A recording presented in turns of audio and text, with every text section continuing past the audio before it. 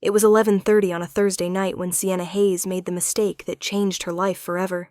She'd stayed late at Roosevelt High School grading papers, like she did most nights. Teaching American literature to inner-city teenagers wasn't just her job. It was her calling. At 28, Sienna had already been teaching for 6 years, and she poured everything she had into her students, many of whom came from broken homes and needed someone to believe in them.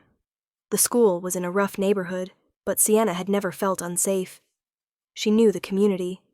She knew which corner stores to avoid, which streets to take, which faces were friendly. Her dark skin helped her blend in, made her one of them, not an outsider trying to save them. The kids respected that about Miss Hayes. She wasn't afraid of where they came from. She just wanted to show them where they could go. That Thursday night, Sienna was exhausted. She'd spent the last hour writing detailed comments on 32 essays about the American dream, trying to help her students see that dreams weren't just for other people. They were for everyone willing to work for them. Her eyes burned from staring at papers, and her back ached from hunching over her desk. She packed up her worn leather bag, the one her mother had given her when she graduated with her teaching degree, and headed out through the dark hallways of Roosevelt High. The janitor had already left. The building was silent, except for the echo of her footsteps. Sienna pushed through the heavy metal doors into the parking lot and immediately wished she'd left earlier. The lot was poorly lit, with only 2 functioning streetlights, and her car, a 15-year-old Honda Civic, was parked in the far corner. She clutched her bag tighter and walked quickly, keys already in her hand. She was halfway to her car when she heard voices. Angry voices, coming from behind the dumpsters at the edge of the parking lot. Sienna froze. Every instinct told her to get in her car and drive away. Don't look. Don't get involved. This neighborhood had taught her that survival meant minding your own business. But something in the voices, a desperation, a fear, made her pause. She heard a man pleading, "Please, I can get the money. Just give me 2 more days, I swear." Another voice, cold and emotionless. "Mr. Vitelli doesn't give extensions. You know the rules. Please, I have kids. I have—" The sound of a gunshot ripped through the night. Sienna's blood turned to ice. She stood frozen in the parking lot, keys digging into her palm, as her mind tried to process what she'd just heard. Run. The words screamed through her head. Run now? But her body wouldn't move. She stood there in the yellow pool of light from the street lamp, exposed and visible, as 3 men walked out from behind the dumpsters. They were dressed in expensive suits, incongruous in this neighborhood. 2 of them were dragging a 3rd man between them, his head, lolling, a dark stain spreading across his chest. And then the tallest of the 3 looked up and made direct eye contact with Sienna. For a moment, the world stopped. Sienna stared at the man, and he stared back. He was probably in his mid-30s, with dark hair styled perfectly, despite the late hour and sharp features that might have been handsome if they weren't so cold. His suit was immaculate, clearly custom-tailored, and even from 50 feet away, Sienna could see the intelligence in his eyes. She'd just witnessed a murder? And the killers had seen her see it. "Handle it," the tall man said quietly to one of his companions. His voice carried across the parking lot, calm and controlled, as if he'd just ordered coffee instead of someone's death. The word "handle it" broke through Sienna's paralysis. She turned and ran. Her bag fell from her shoulder, papers scattering across the asphalt, but she didn't stop. She ran toward her car, fumbling with her keys, her breath coming in panicked gasps. Behind her, she heard footsteps. Fast, getting closer. Sienna reached her car and jammed the key into the lock. Her hands were shaking so badly it took 3 tries. The footsteps were right behind her now. She could hear heavy breathing. Just as she got the door open, a hand grabbed her arm and spun her around. One of the men from behind the dumpsters, broad-shouldered and cold-eyed, had caught up to her. He raised his gun, pointing it directly at her face. "Wrong place, wrong time, sweetheart," he said. Sienna closed her eyes, waiting for the shot. Waiting for everything to end. But instead of a gunshot, she heard a voice. The same calm, controlled voice from before, but now it was right next to her. "Put it down, Marco." Sienna opened her eyes. The tall man, the one who'd made eye contact with her, was standing 3 feet away. Up close, he was even more striking. His eyes were a deep brown, almost black, and they studied her with an intensity that made her shiver. "Boss?" "She saw everything," Marco said, but he lowered the gun slightly. "I said put it down!" There was steel beneath the calm now. This was a man used to being obeyed. Marco holstered his weapon, though he didn't look happy about it. The tall man stepped closer to Sienna, close enough that she could smell his expensive cologne. Something subtle and woody that seemed absurdly out of place in a high school parking lot where someone had just died. "What's your name?" he asked her. Sienna's voice wouldn't work. She opened her mouth, but no sound came out. Her entire body was shaking, adrenaline and terror coursing through her veins. The man's expression softened slightly. "I'm not going to hurt you, but I need to know who you are." "Sienna," she whispered. "Sienna Hayes. I'm a teacher. I teach English here. I was just grading papers. I didn't see anything. I won't say anything. I promise. You saw enough." He studied her face, his dark eyes moving across her features as if memorizing them. "Sienna Hayes, a teacher." "Please," Sienna heard herself begging. "I have students who need me. I have a family. Please don't kill me." Something flickered across the man's face. Not quite sympathy, but something close to it. He turned to Marco. "Clean up the mess. Make sure Vitelli gets the message. I'll handle this." "Boss, we can't just—" "I said I'll handle it." The words were quiet, but absolute. Marco nodded and walked away, leaving Sienna alone with the man who'd ordered him to spare her life. The man looked at her for a long moment. "Get in your car, Sienna Hayes. Drive straight home. Don't stop. Don't talk to anyone. Tomorrow, you're going to wake up and convince yourself this was a nightmare. Because if you don't, if you tell anyone what you saw tonight, I won't be able to protect you. Do you understand?" Sienna nodded frantically. She understood perfectly. She'd been given a gift, a chance to live, and she wasn't going to waste it. She got into her car with trembling hands, started the engine, and drove away without looking back. In her rearview mirror, she could see the tall man standing in the parking lot, watching her leave, his hands in his pockets, as if he didn't have a care in the world. Sienna drove home in a daze, her mind replaying the night over and over. She'd witnessed a murder. She'd nearly been killed, and she'd been saved by a man whose voice alone commanded death.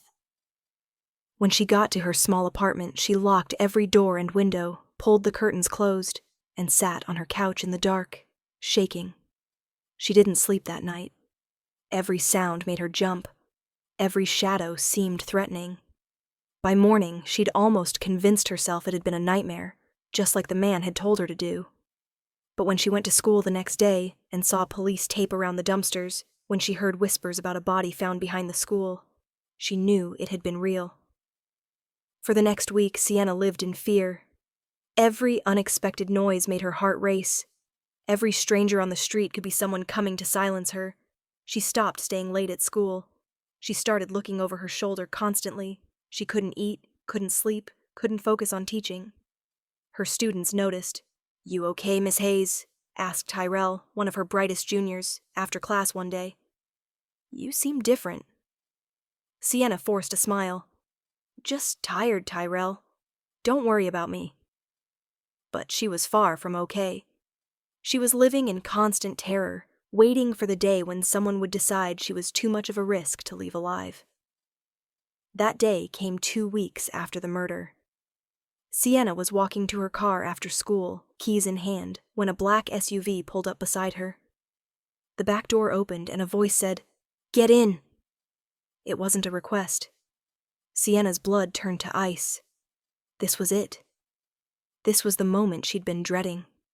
They'd decided she knew too much. "Please," she whispered.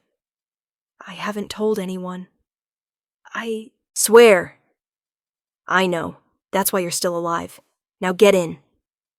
The voice was familiar. Calm. Controlled. The same voice that had saved her 2 weeks ago. Sienna looked into the SUV and saw him. The tall man from the parking lot, dressed in another perfect suit, sitting calmly in the back seat. His dark eyes met hers. We need to talk, Sienna Hayes, and I'd rather not do it in a school parking lot. Every instinct told her to run, but running hadn't worked last time, and it wouldn't work now. If this man wanted her dead, she was already dead. So Sienna got into the SUV, the door closed behind her, sealing her in with the man who might kill her. The driver pulled away from the school, heading toward the expensive side of town, far from the neighborhood where Sienna lived and taught. Where are we going? Sienna asked, her voice barely audible. Somewhere private. The man studied her with those intense dark eyes. You look terrified. You expect me not to be? You killed someone in front of me. I didn't kill anyone. My associate did. He said it so matter-of-factly, as if there were an important distinction. But yes, I understand your fear. I'm not here to hurt you, Sienna. I'm here to talk. About what? About the fact that you've kept your word.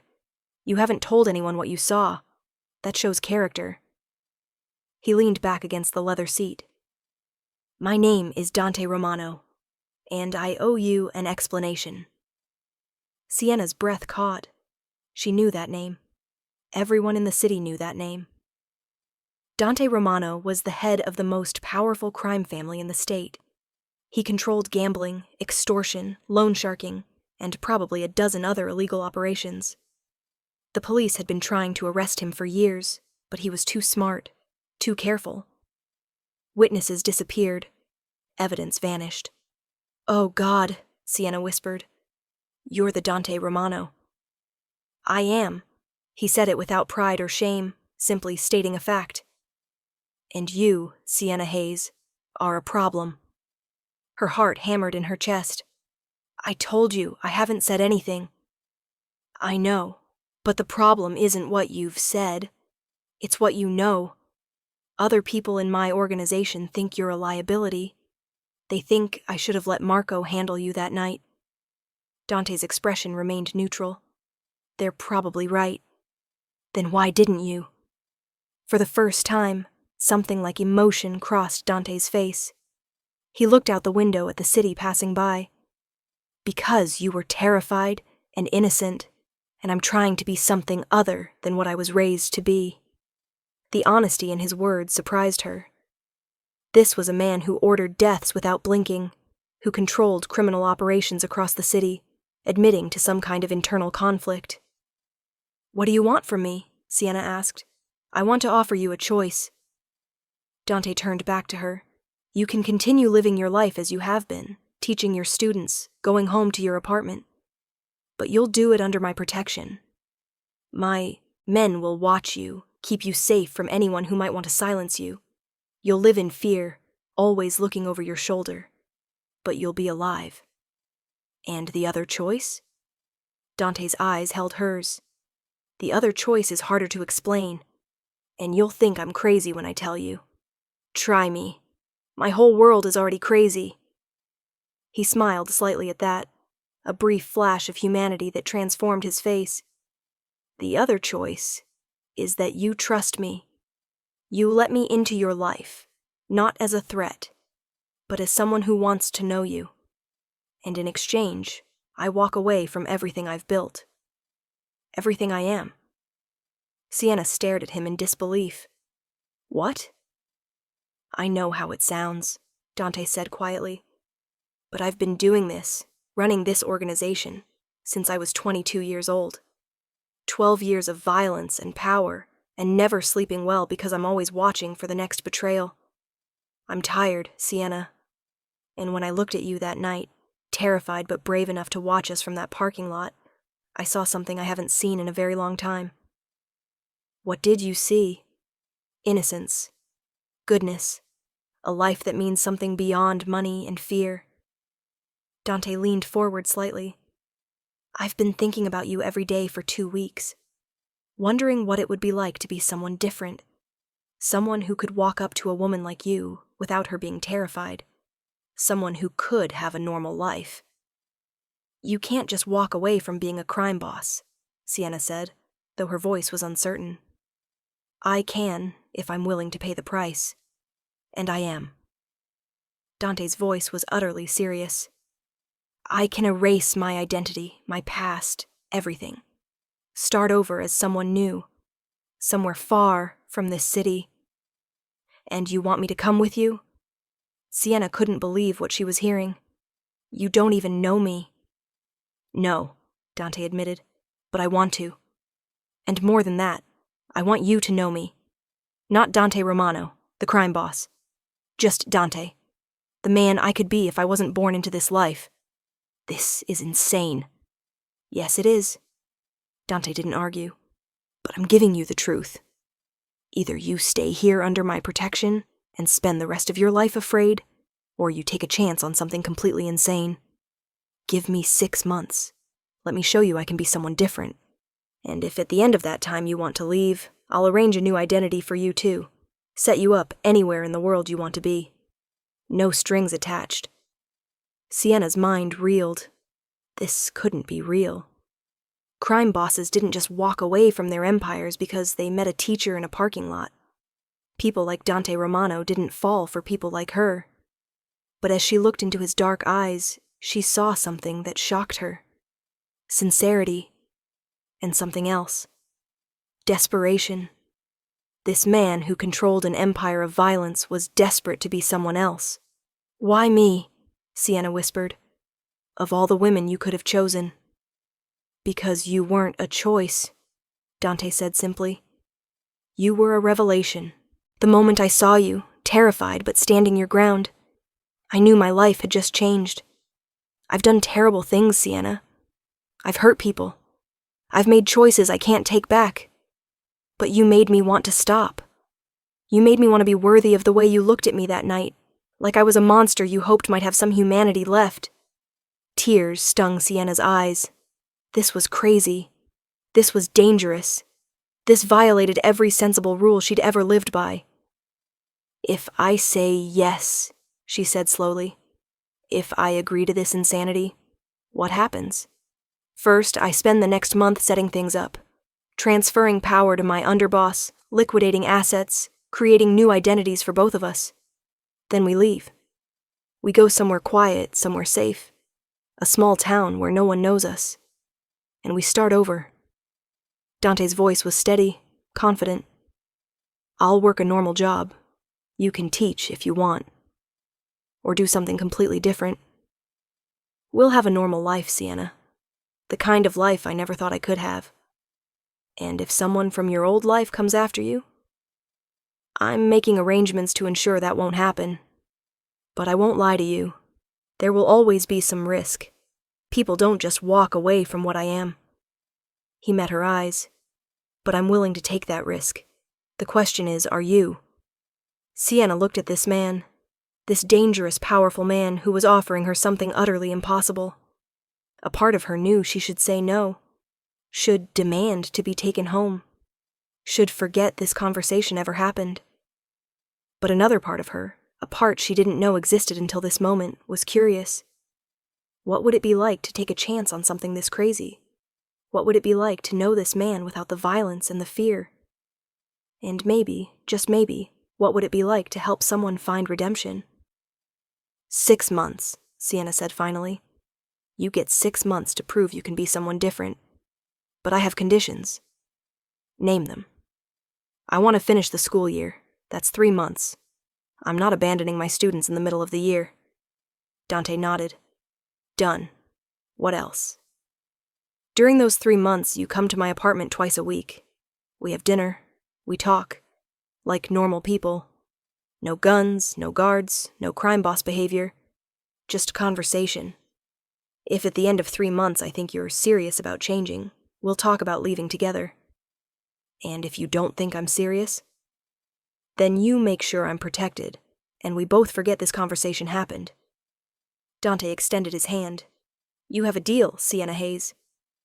Sienna looked at his hand for a long moment, knowing that if she shook it, her life would never be the same. Then she reached out and clasped his hand in hers. Deal.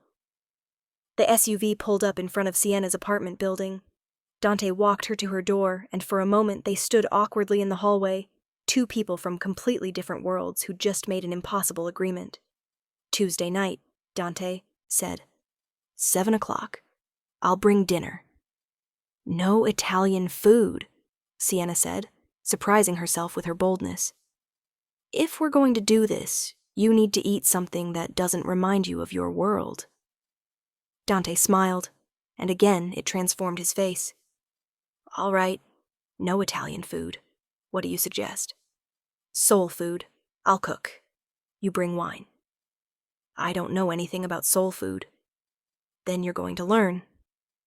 Sienna unlocked her door. Tuesday, 7 o'clock. Don't be late, Mr. Romano. Dante, he corrected. If we're doing this, you call me Dante.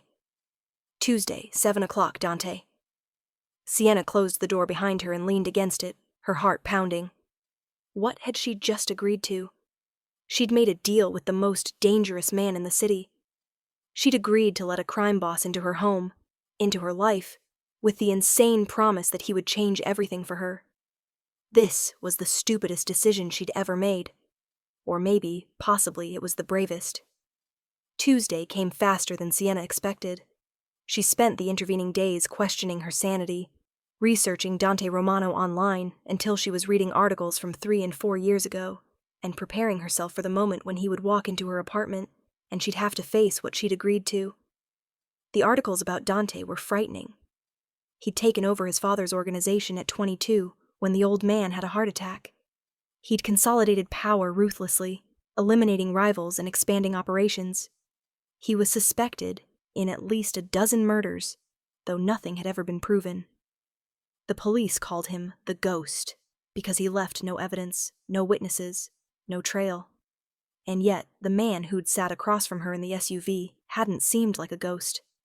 He'd seemed tired, almost human. At 6:45 on Tuesday evening, Sienna was in her kitchen, stirring a pot of collard greens and checking on the fried chicken in the oven. She'd decided to go all out, partly because cooking calmed her nerves, and partly because she wanted to see how a crime boss would react to real home cooking. Her small apartment was clean, but modest. She couldn't afford much on a teacher's salary. The furniture was secondhand. The decorations were mostly posters of literary quotes and student artwork. It was a humble place, nothing like the luxury Dante Romano probably lived in. At exactly 7 o'clock, there was a knock on her door. Sienna wiped her hands on her apron and opened it. Dante stood in the hallway, and Sienna had to blink twice. He wasn't wearing a suit. Instead, he had on dark jeans and a simple gray sweater.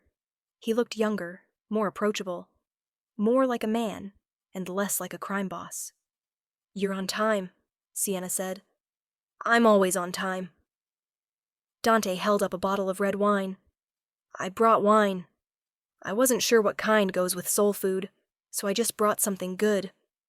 Sienna took the bottle and examined the label. It was a wine she'd never heard of. Probably because it cost more than her monthly electric bill. This is too expensive. Consider it an apology for terrifying you 2 weeks ago. Dante's expression was serious. Can I come in? Sienna stepped aside and let him enter. She watched as his eyes moved around her small apartment, taking in the modest furnishings, the stacks of papers on her coffee table, the bookshelves crammed with paperbacks and hardcovers. You live alone, Dante observed. Yes, I like my space. Sienna led him to the kitchen. Dinner's almost ready. You can sit at the table. Dante sat, looking oddly out of place in her small kitchen. This was a man who probably had staff to cook for him, who ate at the finest restaurants in the city, now sitting at a wobbly table in a teacher's apartment waiting for home-cooked food. Can I ask you something? Sienna said as she pulled the chicken from the oven. Anything. Why did you really spare my life that night? Dante was quiet for a moment. Honestly? I don't know. Marco was right. You were a liability. The smart thing, the safe thing, would have been to eliminate the witness. But when I looked at you, I couldn't do it. I've done a lot of terrible things in my life, Sienna, but I couldn't make myself hurt someone who was innocent. But you've hurt innocent people before. Yes, he admitted. Not directly, but through my organization's actions. I've rationalized it, told myself it's just business, that it's the life I was born into. But that night, looking at you, all those excuses felt hollow.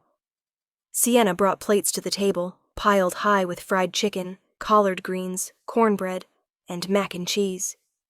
Dante stared at the food like he'd never seen anything like it. This is soul food, Sienna explained. My grandmother's recipes.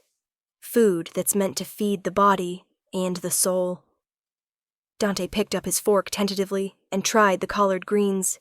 His eyes widened. This is incredible. Don't sound so surprised. I'm not surprised. I'm just realizing I've been eating the wrong food my entire life. He tried the chicken next and actually closed his eyes. This is better than anything I've ever had at a restaurant. Despite her nervousness, Sienna smiled. There was something satisfying about watching a powerful man discover the simple pleasure of home cooking. They ate in comfortable silence for a few minutes before Dante spoke again. Tell me about your students. What do you want to know? Why you teach? Why you stay in a dangerous neighborhood when you could probably find a position somewhere safer? Sienna set down her fork. Because those kids need someone who believes in them. Most of them come from broken homes, violent neighborhoods, families that are struggling just to survive. They don't have anyone telling them they can be more than their circumstances. I want to be that person for them. That's admirable. It's necessary.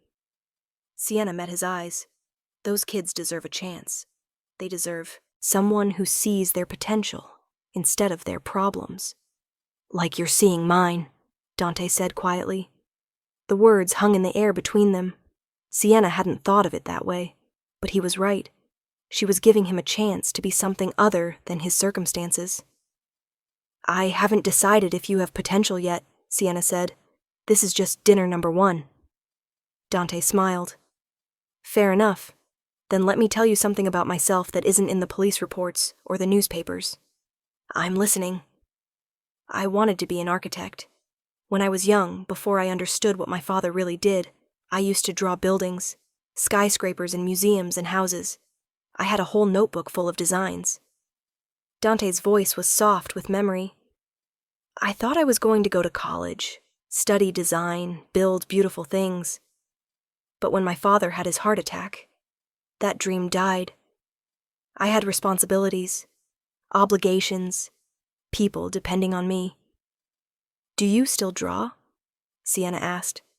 No, I haven't in years. It felt like torture, designing things I'd never get to build, imagining a life I'd never get to live. But you could build them now, if you walk away from your old life. Dante looked at her with something like hope in his dark eyes. Maybe. If I can actually do this, if I can actually change. Change is possible, Sienna said. I've seen kids who seemed hopeless turn their entire lives around. It's not easy, but it's possible. What makes the difference between the kids who change and the ones who don't? Sienna thought about that. Someone who believes in them. Someone who holds them accountable but doesn't give up on them. And their own willingness to do the hard work. Then I'll do the hard work, Dante said, if you'll be the person who believes in me. They talked until almost midnight. Dante told her about growing up in his father's world, about the violence he'd seen as a child, about the moment he realized his family wasn't normal. Sienna told him about her grandmother who'd raised her, about her decision to become a teacher, about the students who'd changed her life as much as she'd changed theirs. When Dante finally stood to leave, he looked different than when he'd arrived. More relaxed, more human. Thank you for tonight, he said at her door. This was the most normal evening I've had in 12 years. Thursday, Sienna said. Same time, your turn to cook. I'll burn down your kitchen. Then we'll order takeout and eat it here like normal people do. Dante smiled. All right, Thursday. And Sienna? Thank you for giving me a chance. After he left, Sienna cleaned up the dishes and thought about the evening. It had been strange, surreal, sitting across from a man she knew was capable of terrible things, and talking about architecture dreams and grandmother's recipes. But it had also been nice. Human. Maybe, possibly, this insane idea could actually work. The weeks that followed fell into a pattern. Tuesday and Thursday nights, Dante came to Sienna's apartment. They cooked together, though together was a generous term since Dante barely knew how to boil water. They ate. They talked. Slowly, carefully, they began to know each other. Dante told her about the organization he was dismantling, the people he was setting up to take over, the fortune he was liquidating and hiding in accounts that couldn't be traced. He told her about the guilt he carried, the nightmares he had about the people who'd died because of his orders. Sienna told him about her students, about the girl who'd just gotten accepted to college on a full scholarship, about the boy who'd stopped selling drugs because she'd helped him see another path. She told him about her dreams of writing a book someday, about her fear that she wasn't making enough of a difference. "You make a difference every day," Dante said one Thursday evening. They were washing dishes together, an oddly domestic scene. "Those kids are lucky to have you. I don't feel like I do enough." "That's because you care. People who don't care never think they're doing enough." He handed her a plate to dry. "You know what I realized?" "What?" "I've never felt this peaceful. Standing in a kitchen, washing dishes and talking about our days. This is what normal people do, isn't it?" "Yes," Sienna said softly. "This is what normal people do." Dante turned to look at her, his hands still in the soapy water. "I want this. This normal life. More than I've ever wanted anything." The intensity in his voice made Sienna's breath catch. She'd been trying to keep emotional distance, trying to remember that this was an experiment, a test to see if he could really change.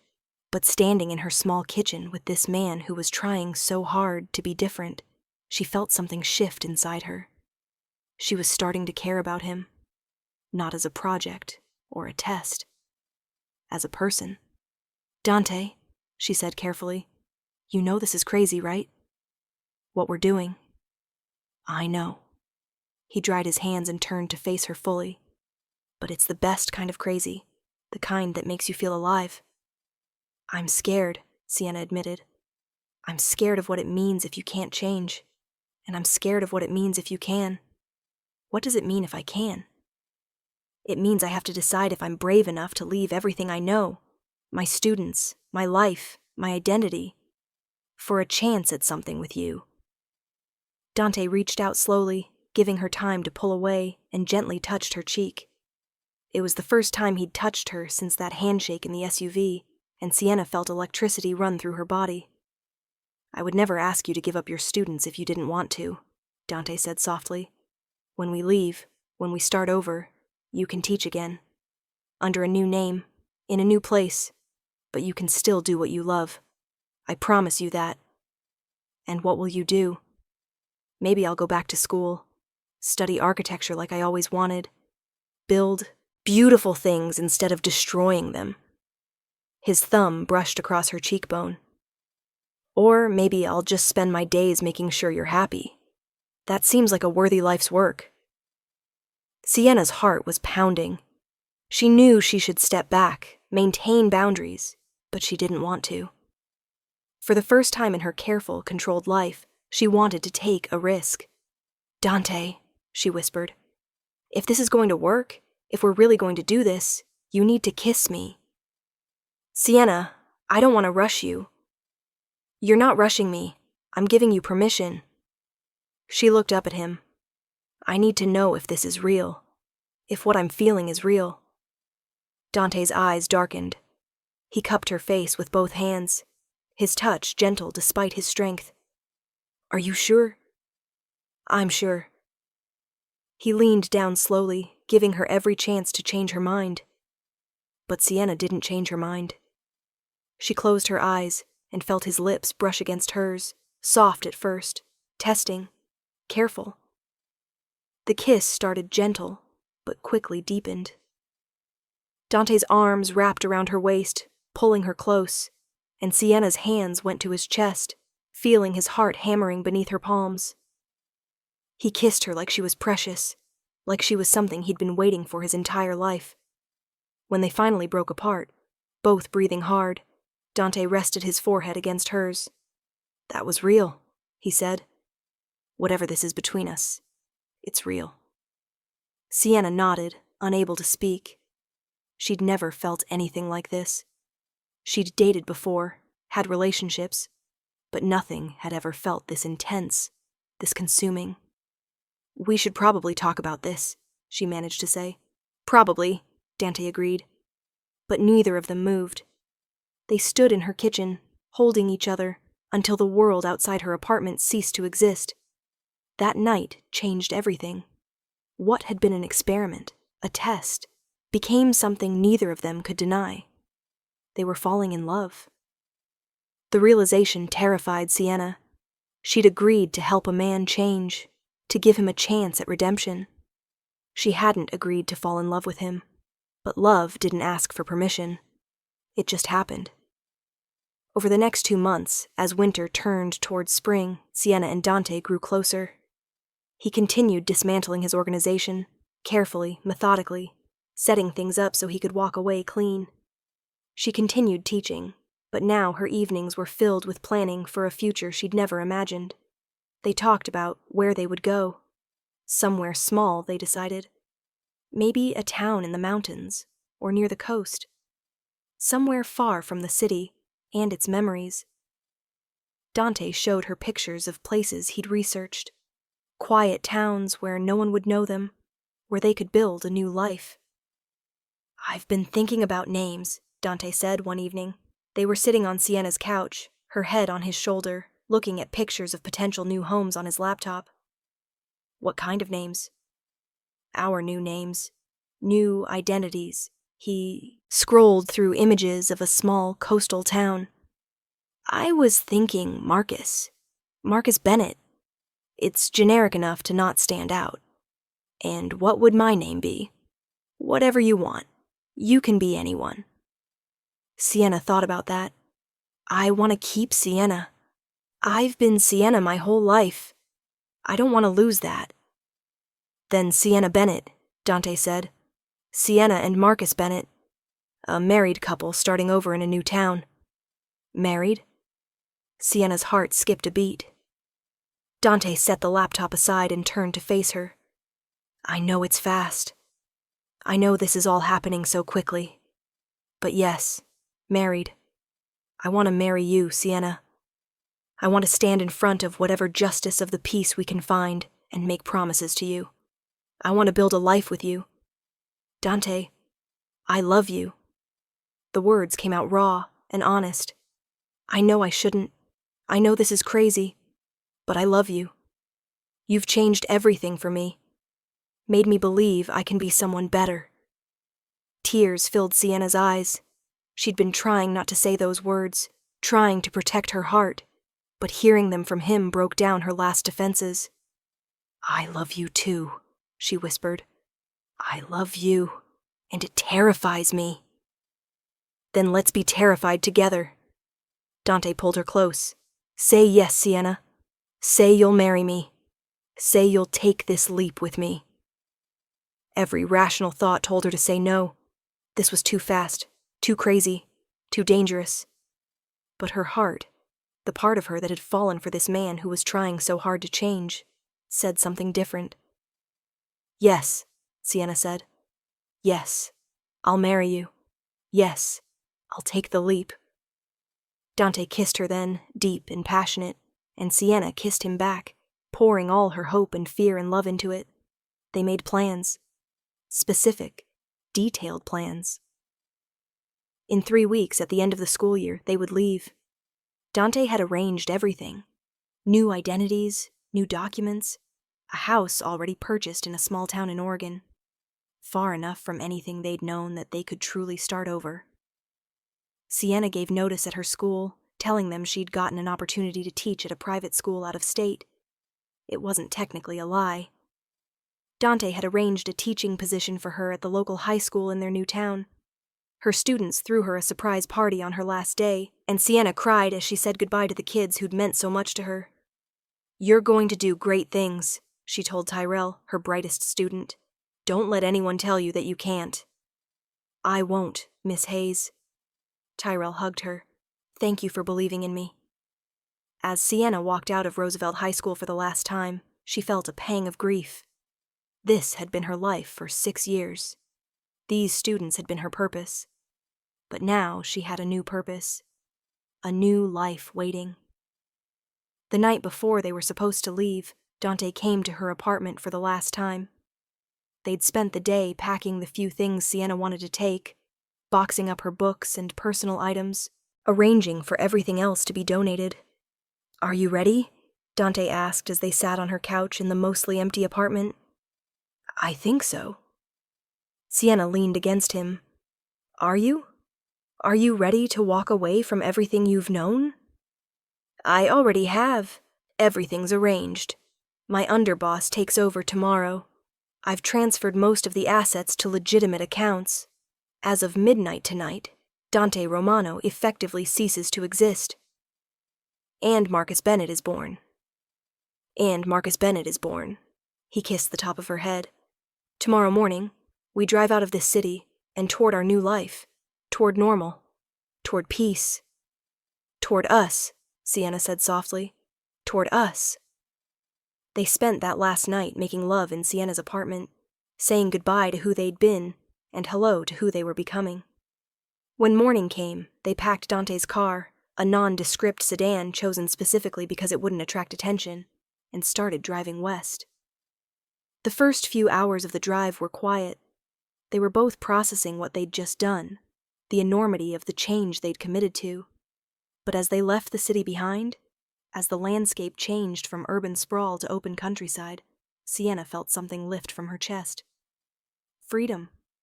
"Hey," Dante said, reaching over to take her hand. "What are you thinking?" "I'm thinking we actually did it. We're actually doing this." "Having second thoughts?" "No." Sienna squeezed his hand. "No second thoughts. Just amazement. A few months ago I was grading papers in a high school parking lot. Now I'm driving across the country with a man I love, starting a completely new life. A few months ago I was running a criminal empire and thinking that was all I'd ever be."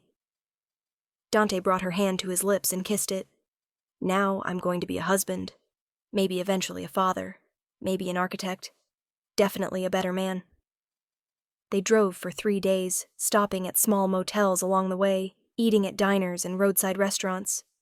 It was the first road trip either of them had ever taken, and they discovered they were good at traveling together. They took turns driving, played music, talked about their plans for the future. On the 3rd day, they arrived in Redwood Cove, Oregon. It was a tiny coastal town with a population of less than 3,000, nestled between mountains and ocean. The main street had a coffee shop, a bookstore, a small grocery store, and not much else. It was perfect. Their new house was a modest craftsman-style home on a quiet street lined with trees. It had 3 bedrooms, a small yard, and a view of the mountains from the back deck. It wasn't the mansion Dante was used to, but as they walked through it together, he looked happier than Sienna had ever seen him. "This is home," he said, standing in the empty living room. "Our home." "Our home," Sienna agreed. That first week in Redwood Cove was surreal. They furnished the house, met their neighbors, established their cover story. Marcus Bennett was a consultant who worked remotely. Sienna Bennett was a teacher at the local high school.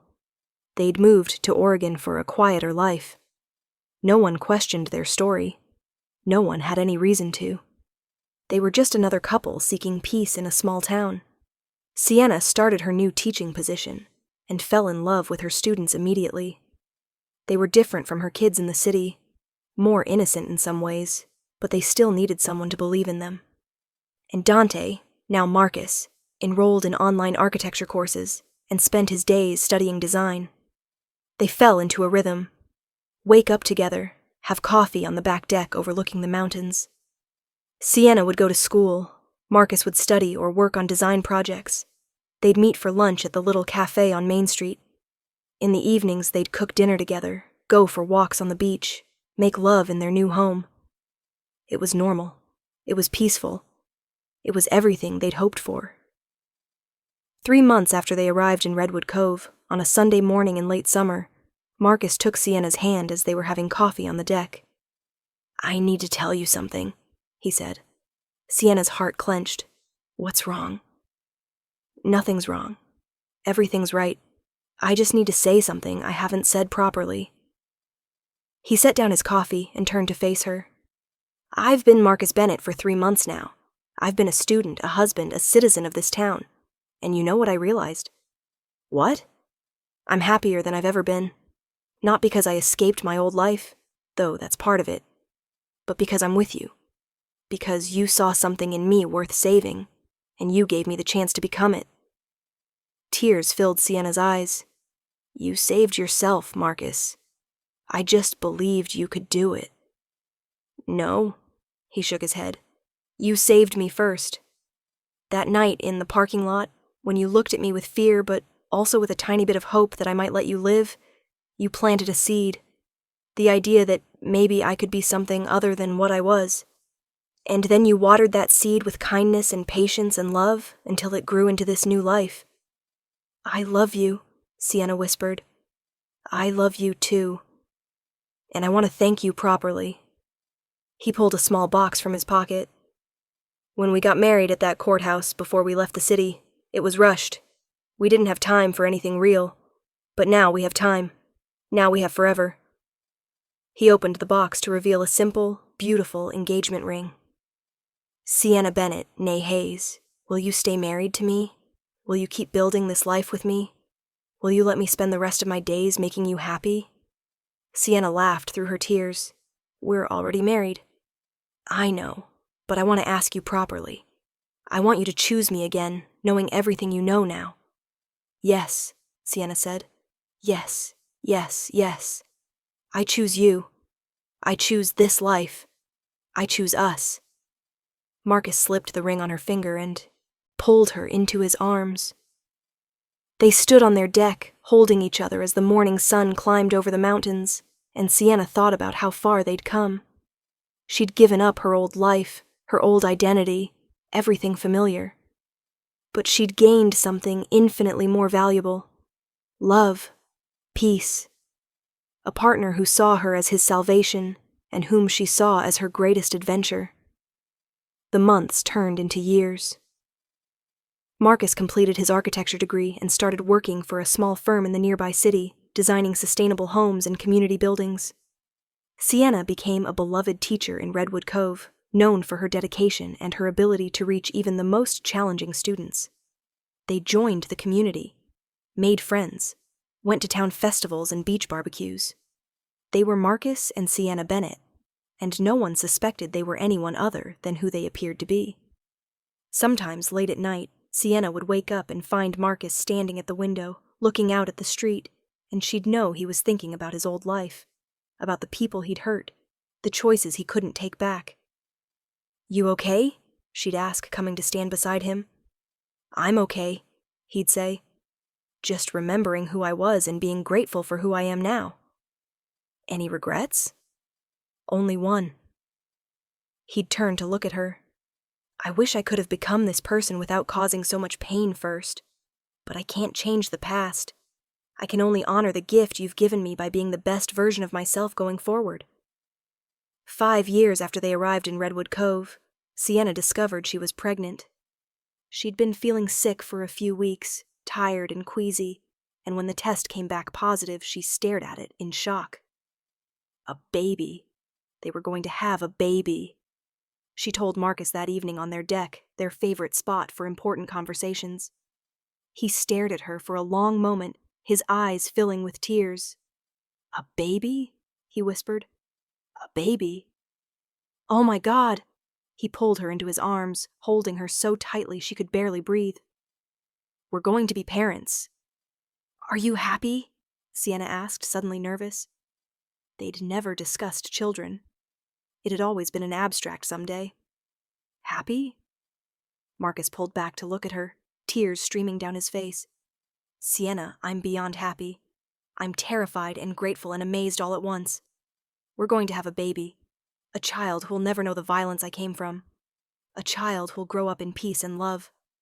A child who'll have the best father, Sienna said softly. I don't know how to be a father.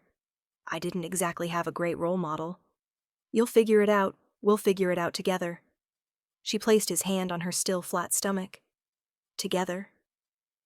Their daughter, Maya Bennett, was born on a snowy February morning. She had Sienna's dark skin and Marcus's dark eyes, and the moment they placed her in his arms, Marcus Bennett wept.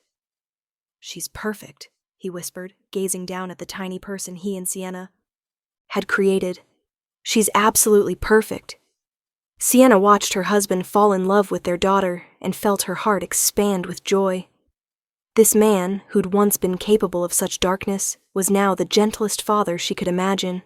He changed diapers and gave midnight bottles and sang lullabies in Italian, teaching Maya words from a heritage he'd left behind but couldn't quite forget.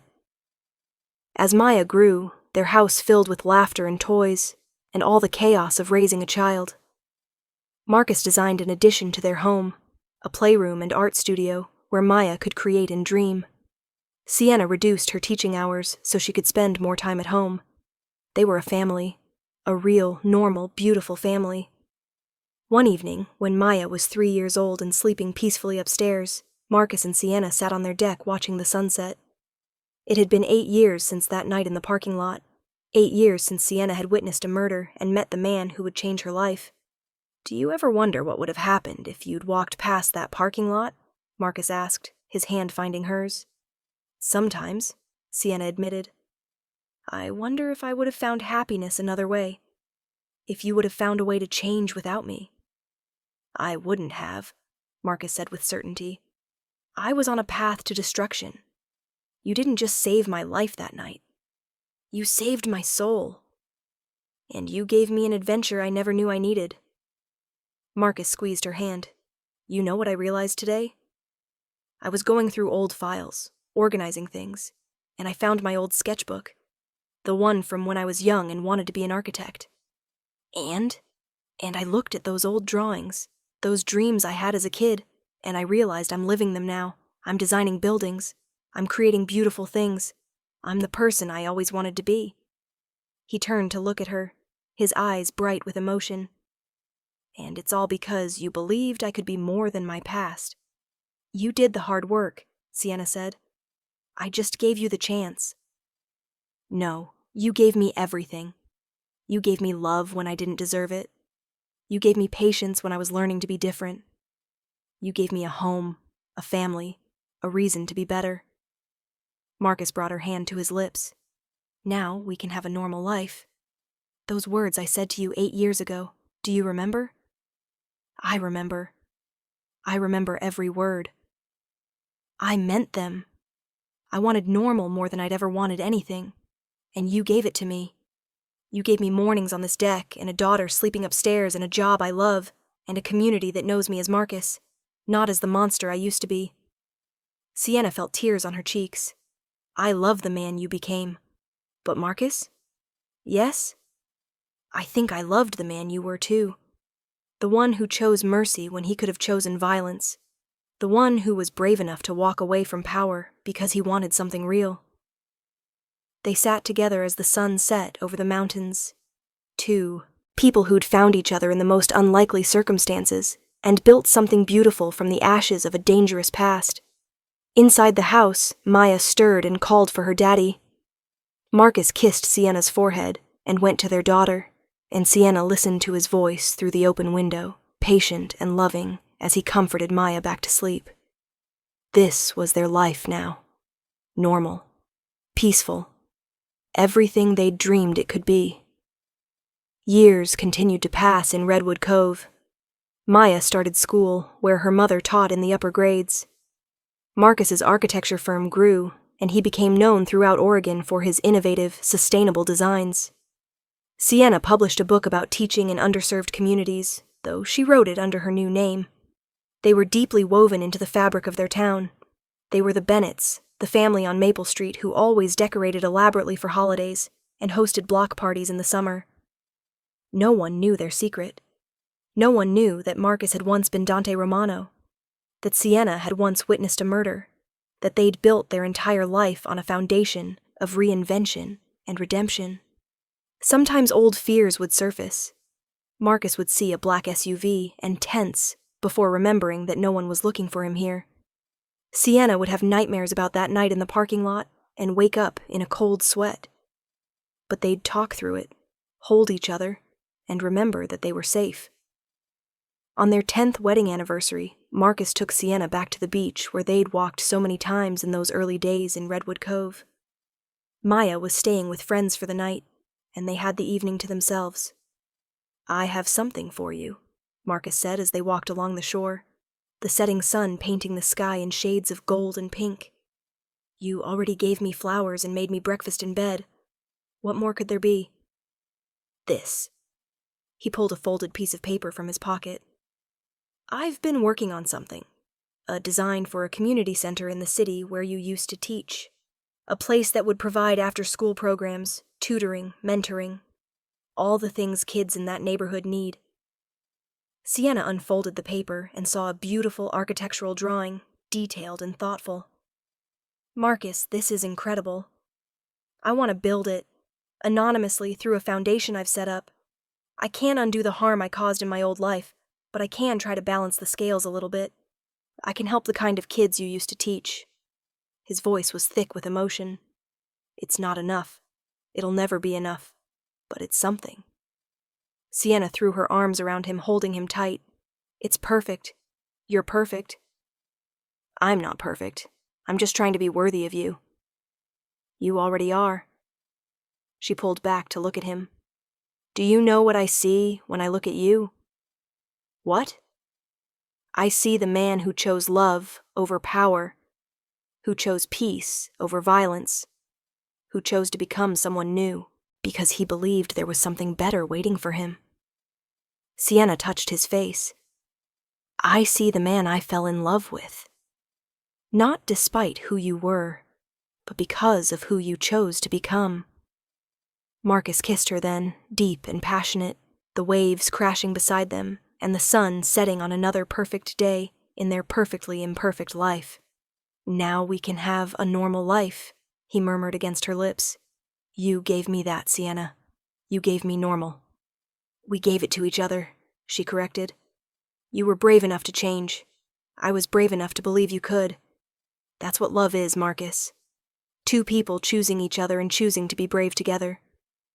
They walked back to their car as darkness fell, hand in hand, talking about the community center, about Maya's upcoming school play, about the 1,000 small things that made up their normal, beautiful life. That night, lying in bed with Marcus's arms around her, Sienna thought about the girl she'd been 8 years ago. Grading papers in a high school parking lot, living a small, careful life, never taking risks. She thought about the moment everything changed. The gunshot. The fear. The man who'd looked at her and made a choice. And she thought about everything that had come after. The dinners in her apartment.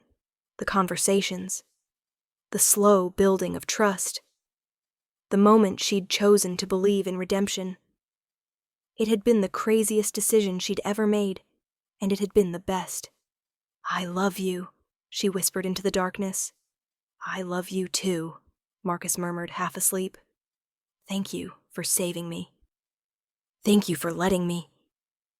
Outside their window, Redwood Cove slept peacefully.